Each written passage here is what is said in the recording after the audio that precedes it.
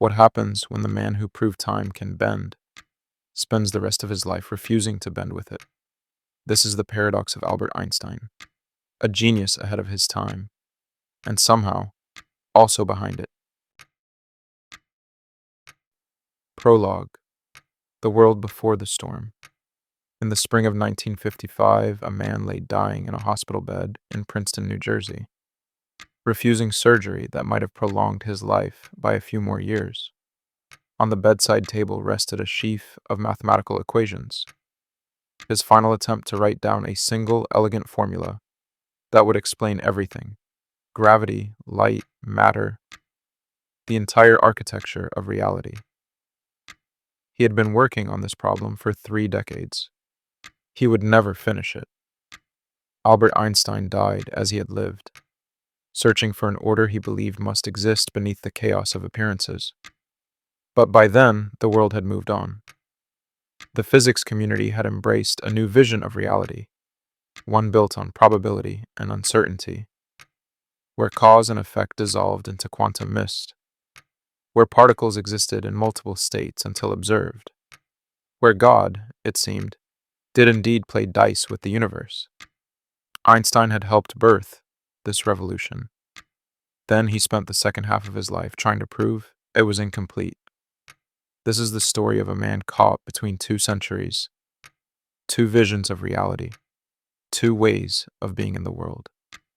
It is the story of the last classical physicist, a thinker who reached the pinnacle of human understanding by holding fast to an ancient conviction that the universe, despite all appearances of chaos and contingency, runs according to laws that are absolute, elegant, and ultimately comprehensible to human reason. It is also the story of a century that tore itself apart through world wars, genocides, and the splitting of the atom, while Einstein searched for the mathematical harmony he believed held everything together.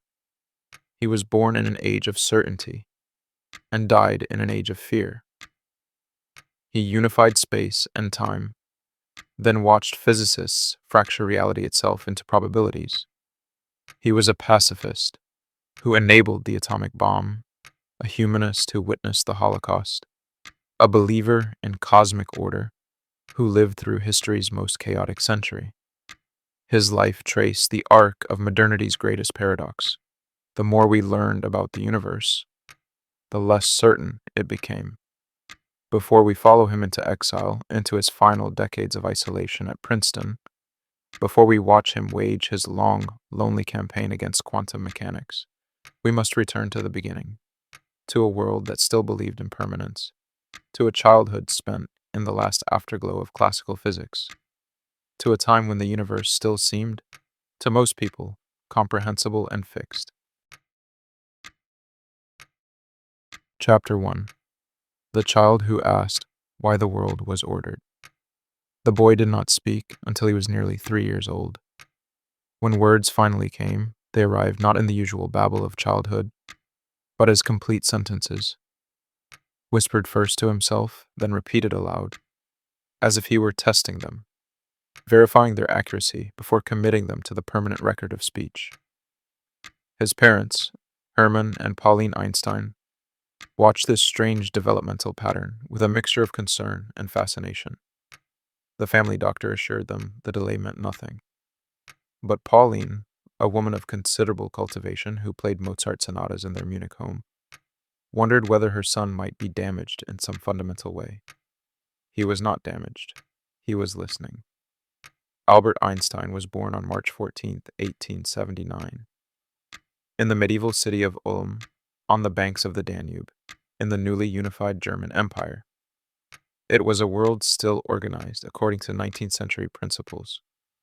Nation-states with clear borders, social classes with defined roles, science built on Newton's clockwork universe. The Industrial Revolution had mechanized production, but had not yet mechanized thought. Darwin's theory of evolution had shaken theology, but not physics. The universe, most educated Europeans believed, operated according to immutable laws, discovered 2 centuries earlier by Isaac Newton. Space was absolute, time was absolute, cause and effect were absolute. God, or nature if you preferred, was a watchmaker who had wound up the cosmos and set it running according to principles that never changed. Into this ordered world came a child who would, more than any other single person, dismantle it. The Einsteins were a secular Jewish family, culturally assimilated, commercially ambitious, scientifically literate. Hermann ran a small electrical engineering firm with his brother Jakob, installing generators and building electrical systems for municipalities across southern Germany. The business was modestly successful for a time, riding the wave of electrification that was transforming European cities in the 1880s. Albert grew up around dynamos and circuits, around men discussing electromagnetic coils and current flow. It was an environment saturated with the practical applications of Maxwell's recently formulated equations. Though no one in the family quite grasped the revolutionary implications those equations would eventually reveal. But the business was unstable, and Hermann's fortunes fluctuated. When Albert was 1 year old, the family moved to Munich, where his father hoped for better opportunities. They settled into a modest but respectable life in the Bavarian capital, a city of beer gardens and Catholic ritual, of rigid social hierarchies and creeping industrialization. Albert's early childhood unfolded in a home marked by financial anxiety and cultured pretensions. His mother's piano always present, his father's business always precarious. The first formative experience came when Albert was 4 or 5, lying sick in bed. His father, perhaps trying to distract the restless child, brought him a compass. Albert stared at the needle. No matter how he turned the case, the needle swung back to north. Something invisible was acting on it. Something that could not be seen or touched was exerting force across empty space. He never forgot that compass. Decades later, recalling the moment in his autobiographical notes, Einstein described it as the beginning of his lifelong obsession, the search for the hidden order beneath visible reality. The needle did not move randomly. It was not free. It was being controlled by something, a field, though he did not yet have the word for it. There were invisible laws governing the world, laws that acted at a distance, laws that could be trusted absolutely. This was the revelation that would guide his entire life. The universe is not arbitrary. There is a reason why things happen, and that reason can be discovered. The second formative influence was music. Pauline insisted that Albert learn the violin, and though he resisted at first, his early lessons were mechanical, joyless. Something shifted when he encountered Mozart. The symmetries and patterns of Mozart's composition spoke to something deep in his nature. He did not hear music as mere sound. He heard structure, mathematical relationships, a kind of auditory architecture. Music became for him another language in which the universe expressed its hidden order. He would play the violin for the rest of his life, not as a hobby, but as a mode of thought, a way of feeling his way towards solutions when logic alone ran dry. The third influence, paradoxically, was the schooling he despised. Munich's Luitpold Gymnasium, where Albert enrolled at age 9, was a model of Prussian educational rigor. Rote memorization, strict discipline, militaristic conformity. Students stood when the teacher entered. They recited Latin declensions until the words lost all meaning. They were being trained not to think, but to obey. Einstein hated it. He resented the authoritarianism, the stifling of curiosity, the reduction of learning to mindless repetition. His teachers found him insolent. One famously told him he would never amount to anything. But the hatred was instructive. It taught him early on that institutions, schools, armies, bureaucracies were enemies of free thought. It taught him that conformity was the death of imagination, and it planted in him a lifelong suspicion of authority that would shape both his science and his politics. Yet even as he rebelled against the gymnasium's methods, Albert was teaching himself mathematics and physics with a voracious intensity. A family friend, Max Talmud, a young medical student who dined weekly with the Einsteins, brought the boy popular science books. Albert devoured them. He read Aaron Bernstein's People's Books on natural science, a multi-volume work that explained contemporary physics in accessible terms. He taught himself Euclidean geometry from a textbook, working through the proofs with a kind of ecstatic absorption. He later called that geometry book his holy little geometry book, and the experience of proving the Pythagorean theorem himself, not being told it was true, but discovering why it had to be true, was, he said, one of the defining intellectual experiences of his youth. Geometry revealed to him that certain truths were necessary truths. They did not depend on observation or authority. They followed from axioms, and once you accepted the axioms, the rest unfolded with logical inevitability. This was intoxicating. This was a kind of knowledge that no teacher could grant or withhold, a knowledge accessible to anyone willing to think clearly and persistently. It was, in a sense, a form of freedom. By age 12, Einstein had taught himself calculus. By 14, he was reading Kant's Critique of Pure Reason, trying to understand the nature of space and time, the relationship between mind and world. These were not the usual preoccupations of an adolescent. But Einstein was not usual. He was building, piece by piece, the intellectual framework that would allow him, a decade later, to reimagine the structure of reality itself. And then, in 1894, disaster struck. Hermann's business failed. The family moved to Italy in search of new opportunities, leaving 15-year-old Albert behind in Munich to finish his schooling. Alone, miserable, trapped in the authoritarian hellscape of the gymnasium, Einstein made a decision that would define his character. He quit. He obtained a medical certificate claiming nervous exhaustion and left the school without a diploma. He renounced his German citizenship to avoid military service, and he followed his family to Italy, uncertain of his future, but certain that he could not remain in the rigid, militaristic culture of Wilhelmina, Germany.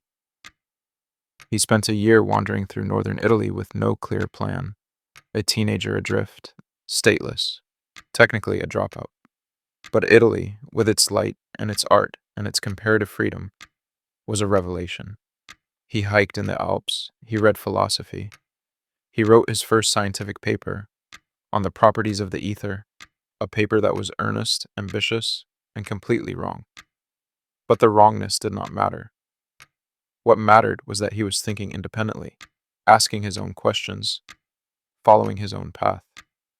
The question that increasingly occupied him during that year was the one that would lead, eventually, to special relativity. What would it be like to ride alongside a beam of light? If you traveled at the speed of light, would the light wave appear stationary, frozen in space? Maxwell's equations seemed to say no, but common sense said yes. There was a contradiction here, something that did not fit. Einstein, 16 years old, unemployed, without prospects, turned the question over and over in his mind. He did not know it yet, but he was already beginning the work that would unravel Newton's universe. Chapter 2. The Patent Clerk Who Redrew Reality. In 1896, having passed an entrance exam that allowed him to bypass the usual diploma requirements, Einstein enrolled at the Swiss Federal Polytechnic in Zurich. It was a stroke of extraordinary luck. Switzerland, neutral, democratic, intellectually open, was one of the few places in Europe where a stateless Jewish dropout could pursue higher education. Zurich, with its lakes and mountains and its coffeehouse culture of free-thinking socialists and bohemians, became the city where Einstein transformed from a brilliant but undisciplined adolescent into a physicist capable of rewriting the laws of nature. The Polytechnic was rigorous but not oppressive. Einstein studied physics and mathematics under professors who were competent if not visionary, but he quickly fell into his old pattern, skipping lectures, studying what interested him, ignoring what did not. His professors found him arrogant. Heinrich Weber, his physics instructor, resented Einstein's disrespect and his tendency to pursue his own questions, rather than follow the curriculum. When Einstein asked to work on cutting-edge topics like Maxwell's electromagnetic theory, Weber dismissed the request. Maxwell's equations, Weber believed, were too speculative, too disconnected from established physics. He wanted his students focused on classical mechanics, on the solid ground of Newton and Helmholtz. Einstein ignored him. He taught himself Maxwell. He taught himself Boltzmann's statistical mechanics. He spent hours in Zurich's coffee houses, debating philosophy and physics with a small circle of friends who would remain important to him for the rest of his life. There was Marcel Grossmann, a gifted mathematician whose meticulous lecture notes saved Einstein from failing his exams, and who would later provide the mathematical tools for general relativity. There was Michel Besso, an engineer of wide-ranging intellectual curiosity, who became Einstein's lifelong sounding board and correspondent.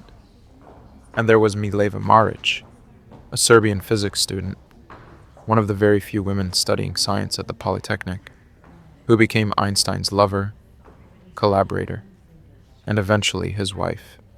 The relationship with Maric was intense, intellectually charged, and ultimately tragic.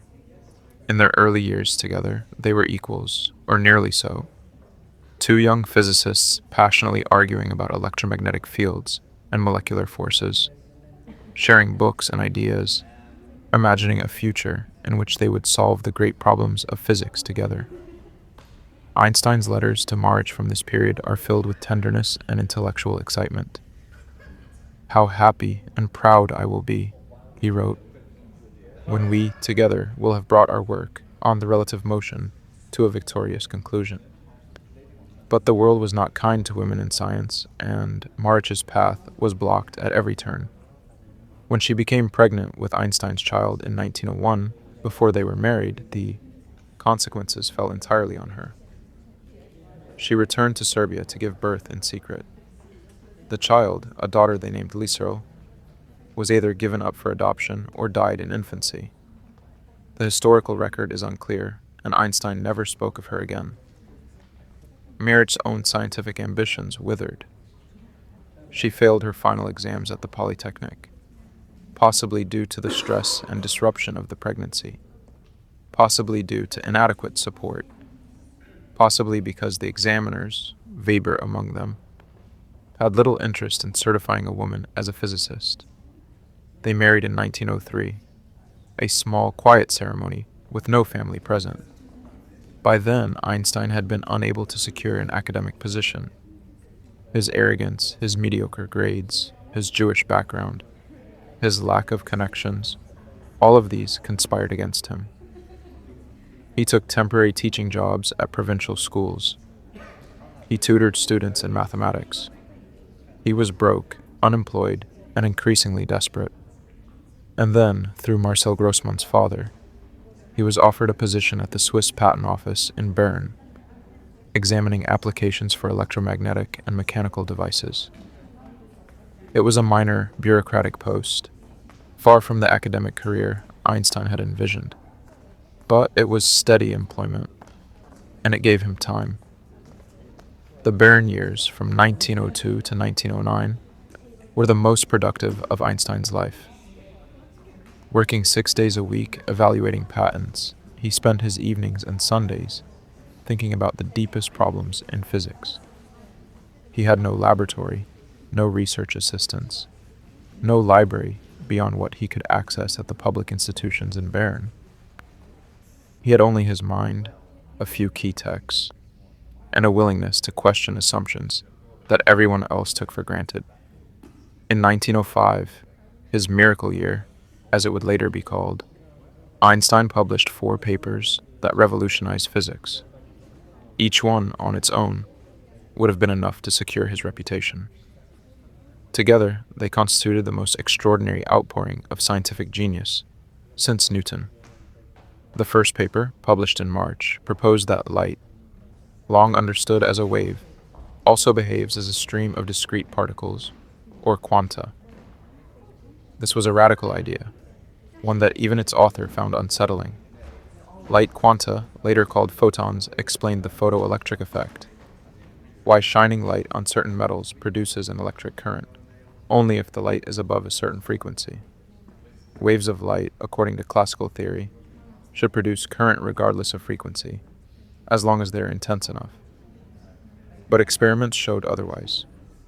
Einstein's solution was to propose that light comes in packets, each carrying a discrete amount of energy.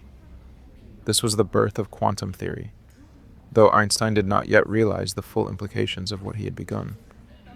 The second paper, in April, provided a method for calculating the size of molecules by analyzing Brownian motion, the random jiggling of particles suspended in liquid. For decades, some scientists had doubted whether atoms and molecules were real or merely convenient theoretical constructs.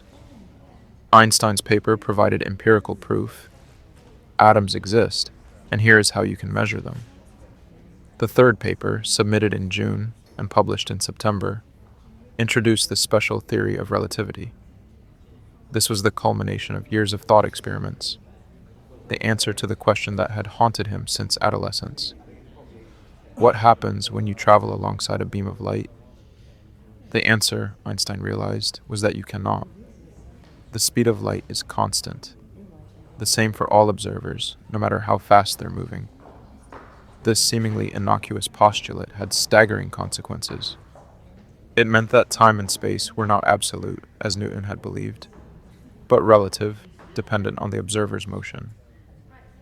Two events that appear simultaneous to one observer may occur at different times for another. Time can slow down. Lengths can contract. Space and time are not fixed, containers in which events occur. They are flexible, dynamic, interwoven into a four-dimensional fabric that Einstein's former teacher, Hermann Minkowski, would later call space-time. The special theory of relativity dismantled the architecture of Newtonian physics. It was not an incremental advance or a minor correction. It was a complete reconceptualization of the nature of reality. And Einstein derived it not from elaborate experiments, but from pure thought, from taking Maxwell's equations seriously, from refusing to introduce ad hoc patches to preserve outdated assumptions, from following the logic where it led. The fourth paper, a short addendum published in November, introduced what would become the most famous equation in the history of science. E mc2. Energy and mass are interchangeable. A small amount of mass contains an enormous amount of energy. The universe, Einstein showed, is far more volatile and interconnected than anyone had imagined. These papers were written in Einstein's spare time, in a small apartment in Bern, while he was raising a young son and working full-time at the patent office. No one helped him. No one supervised him. He was 26 years old. The response, at first, was silence. The journals published his papers, but the physics community barely noticed. Einstein was an unknown patent clerk. He had no academic position, no reputation, no institutional backing. Gradually, however, a few physicists began to read his work. Max Planck, the most respected theoretical physicist in Germany, wrote to Einstein with questions and praise. Others followed. Within a few years, Einstein's obscurity ended. He was offered academic positions, first in Zurich, then in Prague, then back in Zurich, and finally, in 1914, in Berlin, at the pinnacle of European science. But by then, the world was already falling apart. Chapter 3: War, Nationalism, and the Collapse of the Old World. In August 1914, Europe went to war. The great powers, Britain, France, Germany, Austria-Hungary, Russia, mobilized millions of men, sent them into trenches, and slaughtered them with industrialized efficiency. Machine guns, poison gas, artillery barrages. The tools of the 20th century were turned toward mass death. By the time the war ended in 1918, More than 15 million people had been killed. Empires collapsed. Revolutions erupted. The old order, the world of monarchies and aristocracies, of unquestioned nationalism and confident imperialism, was destroyed. Einstein watched in horror. He had never believed in nationalism. He had renounced his German citizenship as a teenager and had only reluctantly reacquired it when he moved to Berlin. Now, in the war's first weeks, he saw the intellectual elite of Europe, scientists, writers, professors, abandon reason and embrace bloodlust. 93 prominent German intellectuals signed a manifesto defending Germany's invasion of Belgium and rejecting accusations of war crimes. The signatories included Max Planck, Einstein's mentor and friend. They included many of the men Einstein most respected.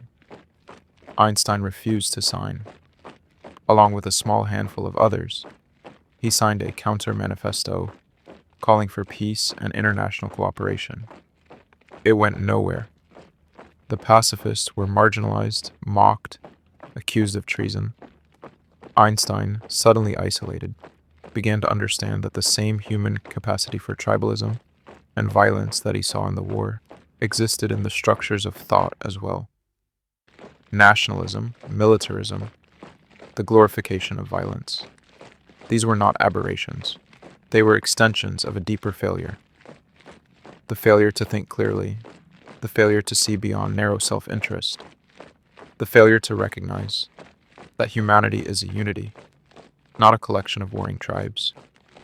He began to articulate a philosophy that would guide the rest of his life. Individualism, internationalism, pacifism. He distrusted mass movements and collective identities.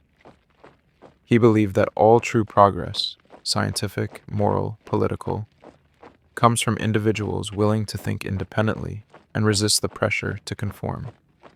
He saw nationalism as a disease, a regression to primitive tribalism. He saw war as a moral catastrophe and a logical absurdity, the ultimate failure of reason. These convictions were not abstract. They cost him friendships. They made him enemies. In Berlin, a city consumed by wartime hysteria, Einstein's pacifism was seen as defeatism, possibly treachery. He was watched. His mail was monitored. He continued his scientific work, but he lived in a state of internal exile, estranged from the culture around him. And yet, even in the midst of this chaos, he was completing the greatest intellectual achievement of his life. Chapter 4. General Relativity. His last great triumph. The special theory of relativity, Einstein knew, was incomplete. It applied only to observers moving at constant velocity, inertial observers. It could not handle acceleration, and it could not account for gravity. Newton's theory of gravity had worked beautifully for 2 centuries. It explained planetary orbits, predicted eclipses, allowed engineers to build bridges and calculate trajectories. But it had a conceptual flaw that Einstein found intolerable. It required action at a distance. The sun, according to Newton, exerts a gravitational force on the Earth instantaneously across 93 million miles of empty space. But special relativity showed that nothing, no signal, no influence, no information, can travel faster than light. If the sun suddenly vanished, Earth would not respond for 8 minutes, the time it takes light to travel from sun to Earth. How, then, could gravity work instantaneously? The answer came to Einstein in November 1907, in what he later called the happiest thought of my life. He was sitting in his chair at the patent office when the realization struck. A person in free fall does not feel their own weight. If you jump off a building, during those few seconds before you hit the ground, you feel weightless. You and the objects falling with you behave as though gravity has disappeared. From your perspective, you are floating in an inertial frame, just as if you were drifting in deep space, far from any gravitating body. This was the equivalence principle. Acceleration and gravity are locally indistinguishable. You cannot tell, by any experiment confined to a small region of space, whether you are in a gravitational field or in an accelerating reference frame. They are equivalent. This simple insight had profound consequences. If gravity and acceleration are equivalent, then gravity is not a force in the Newtonian sense. It is a feature of spacetime itself. Matter curves spacetime, and objects follow the straightest possible paths, geodesics, through that curved geometry. What we experience as gravitational attraction is simply objects moving along the natural contours of a warped spacetime. It took Einstein 8 more years to turn this insight into a complete theory. The mathematics were brutally difficult. He needed tools that did not yet exist in the physics literature: the tensor calculus of curved spaces, the differential geometry developed by Bernhard Riemann in the 19th century. Einstein was not primarily a mathematician, and he struggled. He collaborated with his old friend Marcel Grossmann, who guided him through the mathematical thickets. He made mistakes, published partial theories, retracted them. He competed at the end with the great mathematician David Hilbert, who was working toward the same equations from a different direction, and nearly beat Einstein to the finish line. But in November 1915, Einstein presented the final, complete field equations of general relativity to the Prussian Academy of Sciences. They were beautiful, elegant, compact, symmetric. They described gravity as the curvature of spacetime, and they made predictions that differed ever so slightly from Newton's theory. One of those predictions concerned the orbit of Mercury. For decades, astronomers had known that Mercury's orbit did not quite match Newton's calculations. There was an anomaly, a tiny precession of the perihelion, that could not be explained by the gravitational influence of other planets. Einstein's equations explained it perfectly.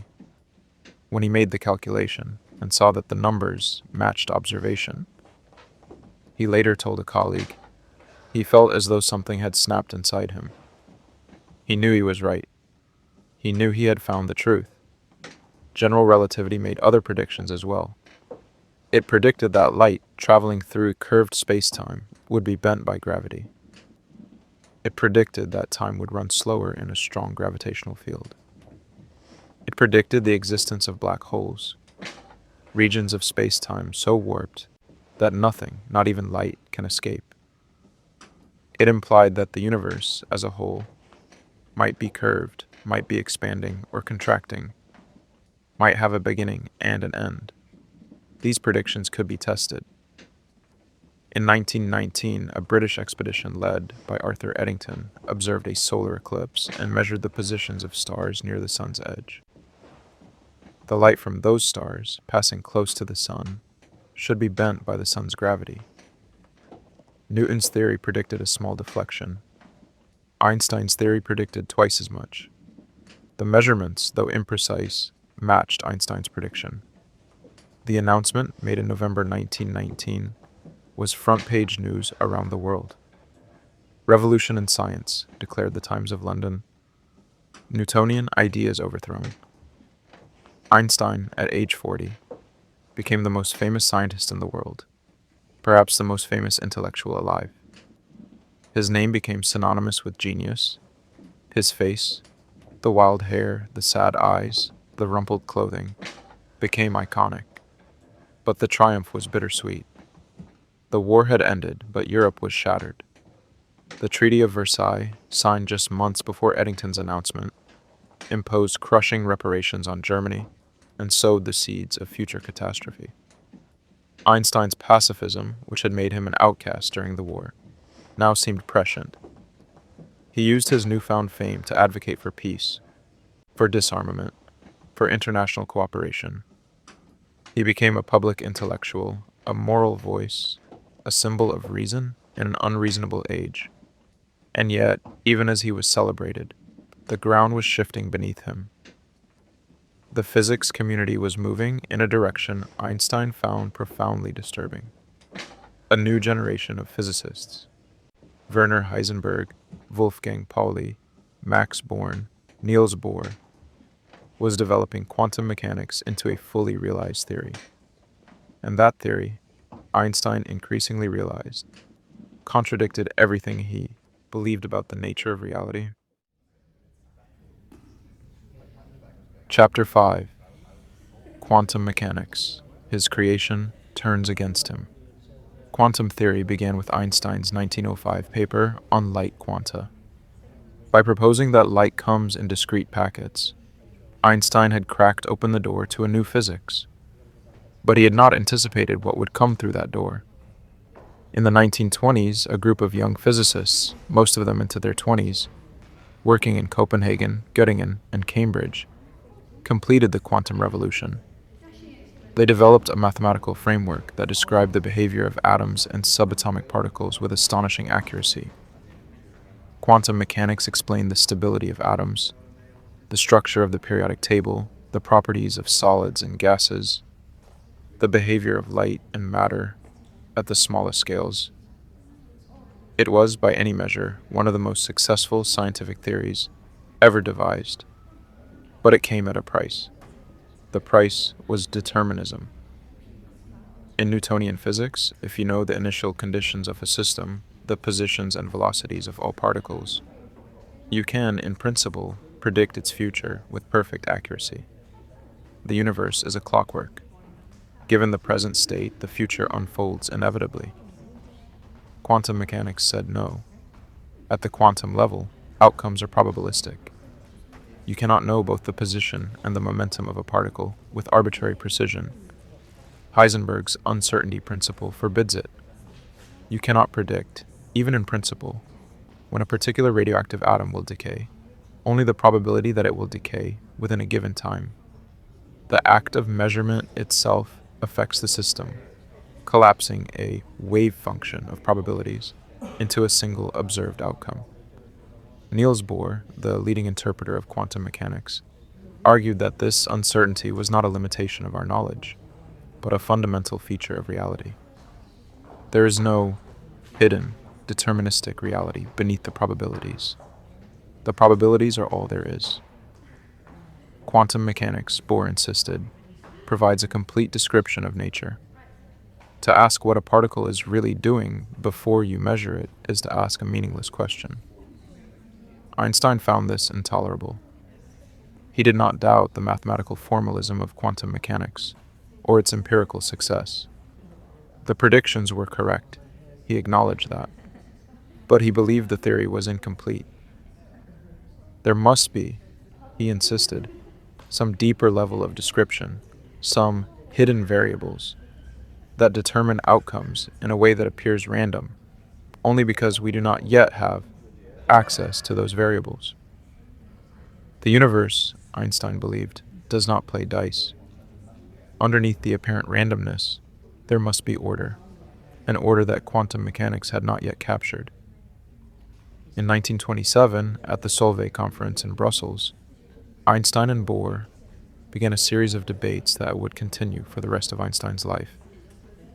Einstein proposed thought experiments designed to show contradictions or paradoxes in quantum mechanics. Bohr responded patiently and meticulously, refuting each one. The debates were courteous but profound. They were not merely technical disputes, but clashes of worldviews. Bohr believed that reality is fundamentally probabilistic, that the classical ideal of complete determinism is a human projection that does not correspond to nature. Einstein believed that probability reflects ignorance, not the ultimate structure of reality. He believed in an objective reality existing independently of observation. He believed, as he put it in a letter to Max Born, that God does not play dice with the universe.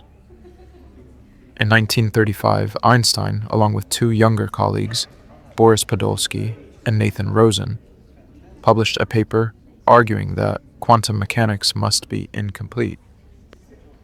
The paper introduced a thought experiment involving two particles in an entangled state, a single quantum system split into two parts that remain correlated no matter how far apart they travel.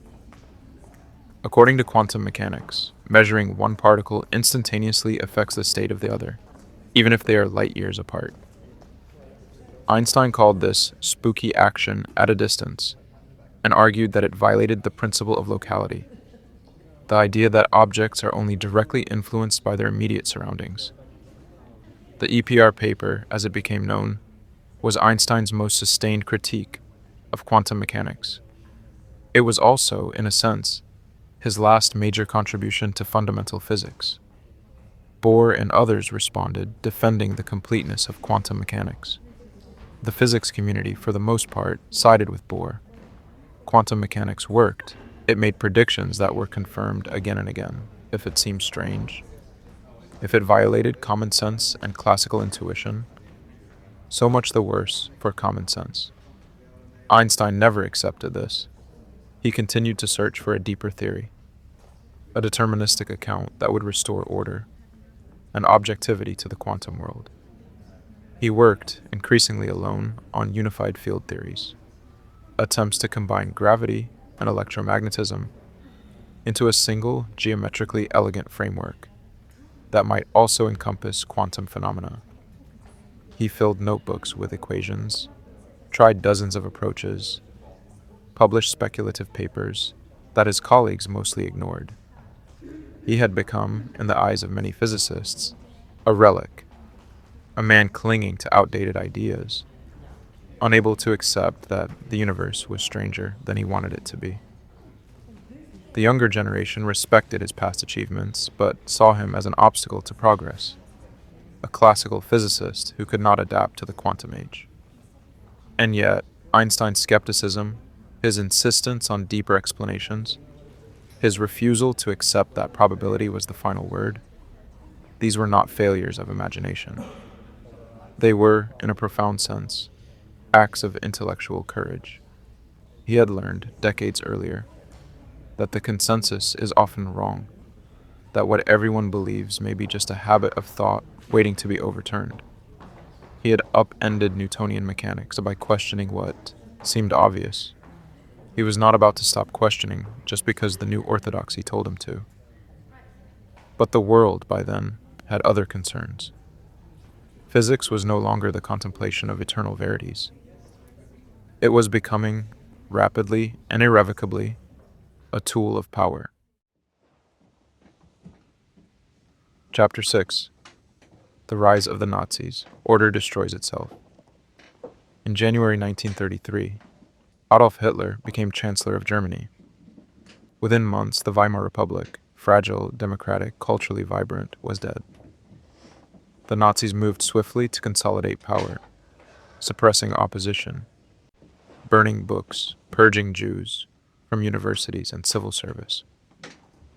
Germany, the nation that had produced Kant and Goethe, and Beethoven, the nation that prided itself on Bildung, cultivation, learning, high culture, descended into barbarism with astonishing speed. Einstein had seen it coming. He had never trusted German nationalism, had never believed in the stability of the Weimar experiment. But even he was shocked by the rapidity and thoroughness of the collapse. Within weeks of Hitler's ascent, Einstein's position in Germany became untenable. He was Jewish, a pacifist, a public intellectual who had spoken out against militarism. His name appeared on Nazi hit lists. His property was confiscated. His books were burned in public bonfires. He was fortunately not in Germany when Hitler took power. He was traveling into the United States, having accepted a visiting position at the Institute for Advanced Study in Princeton, New Jersey. He announced that he would not return to Germany. He renounced his German citizenship for the second time in his life. He accepted the offer from Princeton and began the process of emigration. The Nazis declared Einstein an enemy of the state. They stripped him of his membership in the Prussian Academy, looted his summer house, and seized his savings. Anti-Semitic newspapers ran cartoons depicting him as a Jewish conspirator, a charlatan whose theories were part of a plot to undermine Aryan science. Philip Lenard and Johannes Stark, two Nobel laureates who had become Nazi ideologues, denounced relativity as Jewish physics, a fabrication designed to obscure the pure, intuitive, Aryan understanding of nature. It was insane, grotesque, a perversion of everything science was supposed to be. But it was also revealing. The Nazis' hatred of Einstein was not merely personal or even primarily racial. It was epistemological. Relativity, the idea that measurements depend on the observer's frame of reference, that there is no absolute space or time, seemed to them to threaten the very foundations of objective truth. They needed absolutes, absolute values, absolute truths, absolute hierarchies of race and nation. Einstein's science, which dissolved absolutes into relationships, struck them as relativism in the moral sense, as a corrosive skepticism that undermined authority. They were wrong, of course. Relativity is not relativism. It does not say that all perspectives are equally valid, or that there is no objective truth. It says that objective truth, the laws of physics, is the same for all observers, even though measurements of space and time may differ. But the Nazis were not interested in nuance. They wanted purity, clarity, certainty. They wanted a universe that mirrored their ideology, hierarchical, unchanging, ordained. Einstein, from the safety of Princeton, watched Europe spiral into darkness. He saw the totalitarian state claim absolute authority over thought, over science, over every aspect of human life. He saw intellectuals betray their calling, saw institutions that should have defended reason, instead capitulate to barbarism. He saw, with a clarity few others possessed, that fascism and totalitarianism were not aberrations, but logical extensions of the collectivist, nationalist, and authoritarian impulses that had been festering in Europe for decades. And he saw something else, that his lifelong faith in the essential decency and rationality of humanity had been naive. People, it turned out, preferred comforting lies to unsettling truths. They preferred the illusion of certainty to the humility of doubt. They preferred tribal belonging to individual conscience. The same forces that drove the embrace of quantum indeterminacy in physics, the collapse of classical certainties, the intrusion of probability and chance into the deterministic cosmos, were mirrored in politics and culture. The old order was breaking apart, and what was replacing it was not enlightenment but chaos. Einstein revised his pacifism. He had believed before Hitler that violence was never justified, that nations should disarm unilaterally, if necessary to prevent war. But faced with Nazism, he recanted. Some evils, he concluded, could only be stopped by force. He supported rearmament. He endorsed military intervention. The man who had refused to sign Germany's war manifesto in 1914 now urged democracies to prepare for war against fascism. It was a bitter recognition. But Einstein was, above all, a realist. He believed in ideals, but he did not confuse ideals with reality. He believed in the possibility of progress, but he understood that progress was fragile, contingent, always under threat. The 20th century, his century, had shown him that the human capacity for irrationality and cruelty was as great as the capacity for reason and compassion, perhaps greater. Chapter 7. Princeton, Harmony and Isolation. Princeton, in the 1930s and 1940s, was a small college town in central New Jersey. Quiet and conservative, far removed from the cultural and intellectual ferment of Europe. The Institute for Advanced Study, where Einstein took up permanent residence in 1933, was a new institution founded just 2 years earlier, with the explicit goal of creating an ideal environment for pure research. No teaching obligations, no administrative duties. just scholars pursuing knowledge for its own sake. Einstein was given an office in Fine Hall, then later in Fould Hall, with a view of trees and lawn. He walked to work each morning from his house on Mercer Street, often accompanied by colleagues or assistants, discussing mathematics and physics as they strolled. He dressed casually, rumpled sweaters, no socks, unkempt hair. He became a fixture of the town, recognizable and eccentric, friendly to children, indifferent to ceremony.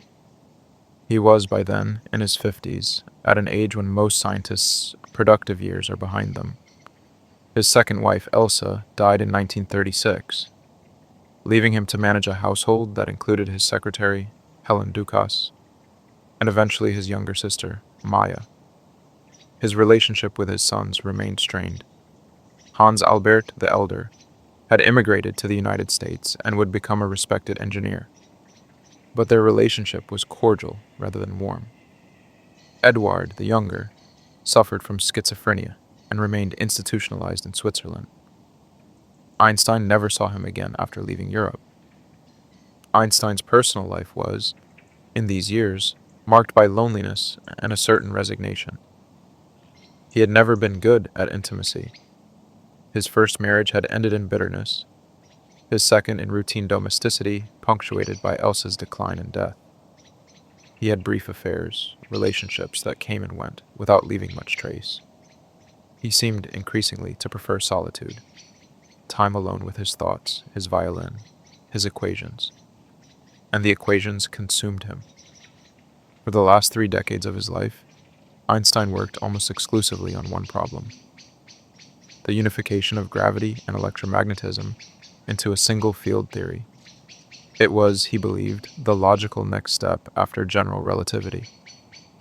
If gravity could be understood as the curvature of space-time, why not electromagnetism as well? Why not all the forces of nature? Surely there was some deeper, more fundamental structure underlying both, a single, elegant mathematical framework from which all physical laws would follow. He tried dozens of approaches. He explored higher dimensional theories, adding extra dimensions to space-time in the hope that electromagnetism would emerge naturally from the geometry.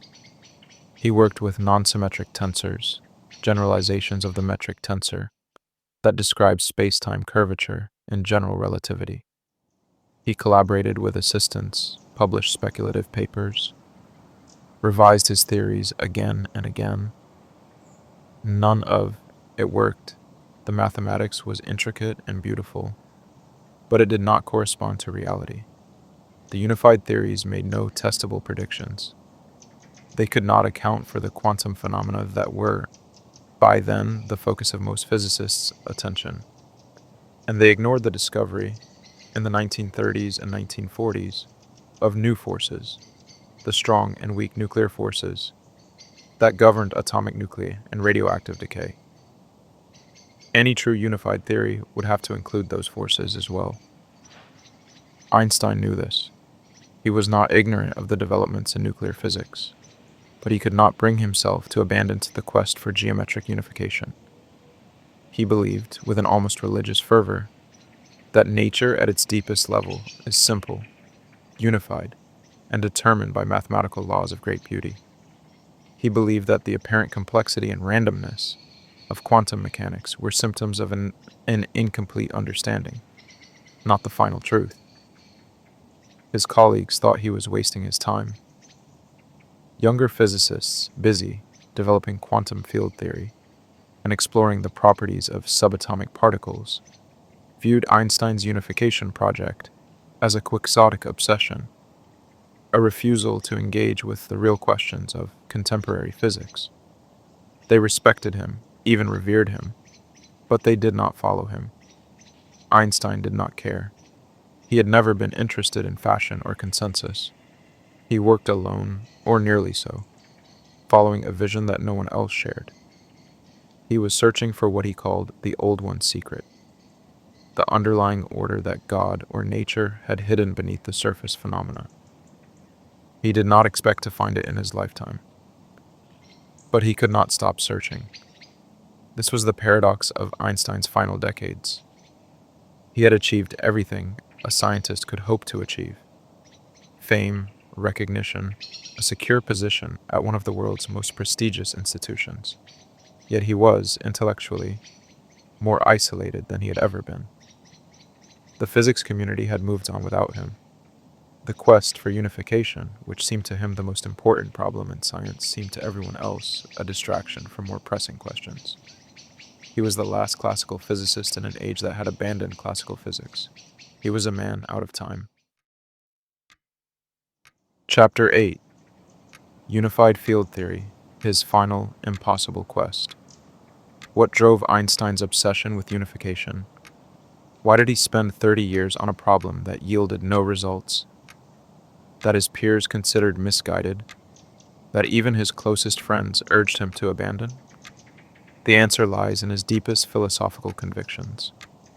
Einstein believed that the universe is comprehensible. He believed that, beneath the diversity and complexity of phenomena, there exists a unity, a small number of fundamental principles from which everything else follows. He believed that these principles are mathematical, that they have a kind of logical necessity, that once discovered they would appear almost inevitable, as though nature could not have been otherwise. This was not a belief he could prove. It was an article of faith, grounded in his experience of discovery. When he derived general relativity, when he saw that the equations were not only correct but beautiful, simple, symmetric, elegant, he felt a sense of revelation. He felt that he had glimpsed something true and eternal, something that transcended human culture and history. The equations did not feel invented. They felt discovered, as though they had been waiting, encoded in the structure of reality, for someone to read them out. This feeling, this aesthetic mathematical intuition, guided his entire career. And it told him, unequivocally, that nature's deepest laws must be unified. There could not be, at the fundamental level, two separate theories, one for gravity, one for electromagnetism, with no logical connection between them. That would be inelegant, arbitrary, unsatisfying. It would mean that the universe was, in some ultimate sense, fragmented and inexplicable. Einstein could not accept this. He had to believe in unity. It was the foundation of his worldview, the reason he had entered science in the first place. The child who stared at a compass needle, who asked why the needle always pointed north, had grown into a man who asked why the laws of physics take the form they do. And the only satisfying answer to that question, Einstein believed, was that the laws are not arbitrary, but necessary consequences of some deeper principle, a principle of unity. So he kept searching. He worked through the 1930s, 1940s, and 1950s, filling notebooks, trying variations, discarding approaches that led nowhere. He was not discouraged by failure. He did not expect immediate success. He knew he was attempting something extraordinarily difficult, perhaps impossible. But he also knew that no one else was even trying. If he abandoned the quest, no one would take it up. The question would remain unanswered, and that to Einstein was unacceptable. There was something heroic in this stubbornness, and something tragic. Heroic because Einstein was willing to sacrifice his reputation, his influence, his standing in the physics community, to pursue a vision that only he believed in. Tragic because the vision, at least in the form he conceived it, was almost certainly unattainable. The universe turned out to be more complicated than Einstein hoped. The discovery of additional forces, the realization that quantum mechanics could not be ignored, the eventual development of gauge theories and the Standard Model, all of this pointed toward a different kind of unification than the one Einstein sought. Yet even in failure, his quest had value. By insisting that physics should aim for unity, by refusing to accept a patchwork of disconnected theories, Einstein set an agenda that would inspire later generations. String theory, the attempt to unify all forces and particles in a framework of vibrating strings in higher dimensional space, is in many ways a descendant of Einstein's project. The search for a theory of everything continues, and it continues in the spirit Einstein exemplified. The conviction that nature, despite appearances, is ultimately simple and elegant. But Einstein would never see even the beginnings of that synthesis. He worked until the end, refining his equations, corresponding with mathematicians, dictating papers to his secretary. In the early 1950s, as his health declined, he suffered from an aortic aneurysm that would eventually kill him.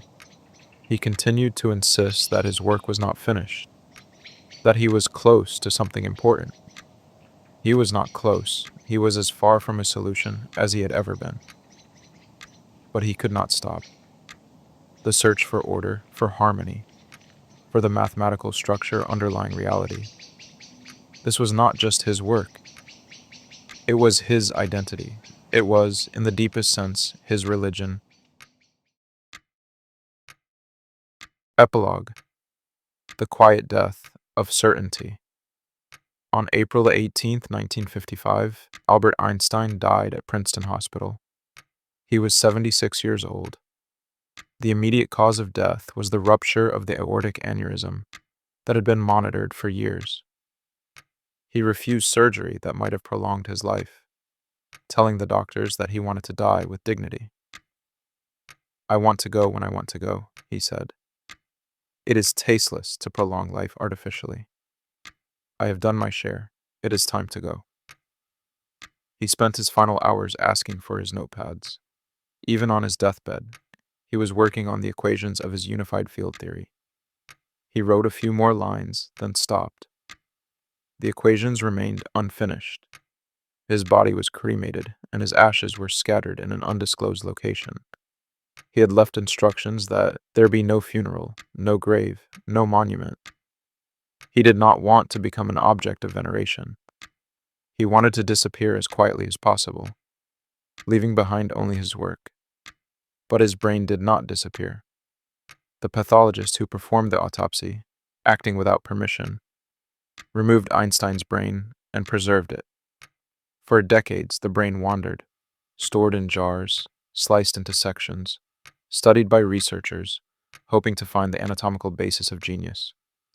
They found some unusual features: a thicker corpus callosum, an expanded parietal lobe, a higher ratio of glial cells to neurons. But whether any of this explained Einstein's intellect remains unclear. Genius, it seems, cannot be reduced to anatomy. Einstein's true genius was not in his brain structure, but in his way of thinking. He had an extraordinary ability to visualize physical situations, to perform thought experiments that stripped away inessential details and revealed the core of a problem. He had the courage to question assumptions that everyone else took for granted. He had the patience to work through difficulties, to revise his ideas, to pursue a question for years or decades, without losing faith that an answer existed. And he had the humility to recognize that his understanding was always provisional, always subject to revision, always incomplete. But above all, he had a vision, the vision of a cosmos governed by laws that are rational, comprehensible, and ultimately harmonious. This vision sustained him through exile, through loneliness, through the collapse of the world he had known. It sustained him even when the evidence seemed to point in the opposite direction, toward a universe of randomness and uncertainty, a universe in which probability replaced causality, and observation created reality. Einstein never accepted that vision. To the end, he believed in the old one's secret, in the hidden order beneath apparent chaos. He believed that God does not play dice.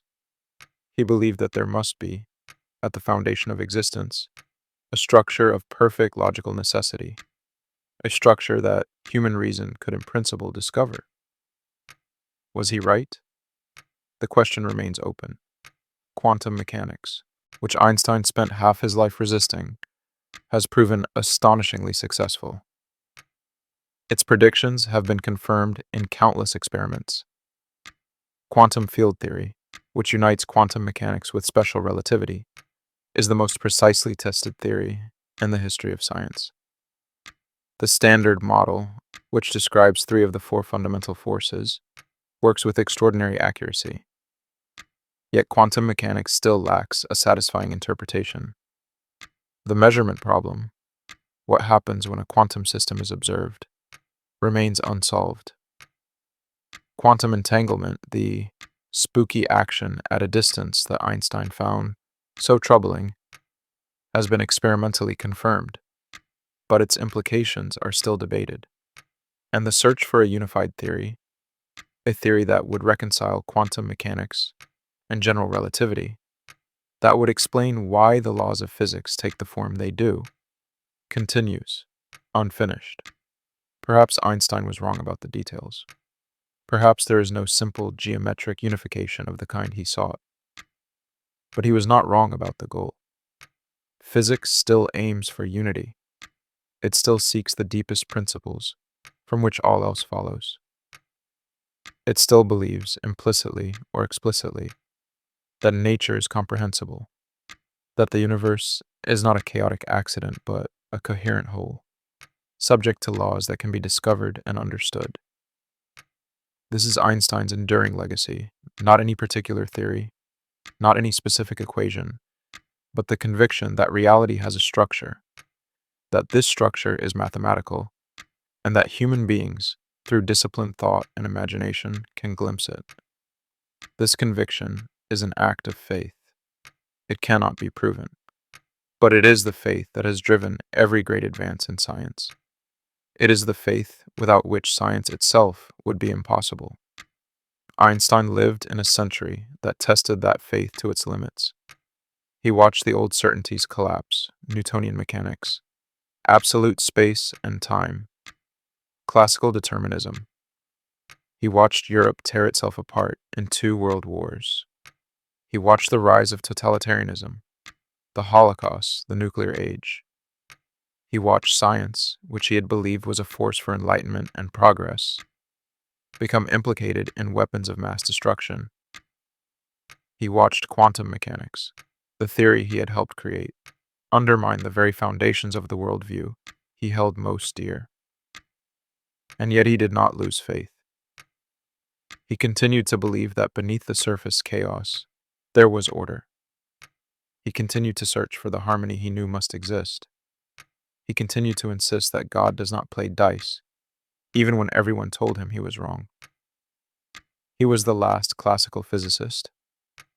He was a man who believed that the universe, at its deepest level, is a cosmos, an ordered, intelligible, beautiful whole.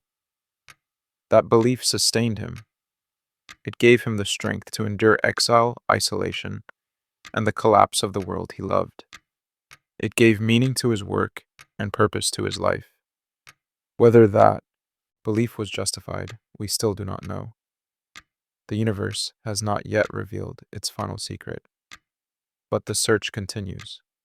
And every physicist who works today toward a deeper understanding of nature, every theorist who seeks a unified theory, every scientist who believes that reality is ultimately comprehensible, all of them are, in some sense, Einstein's heirs. They are continuing the quest he began. They are searching, as he did, for the cosmic order beneath the chaos. Einstein once wrote that the most incomprehensible thing about the universe is that it is comprehensible. This was his deepest conviction, the faith that animated his entire life.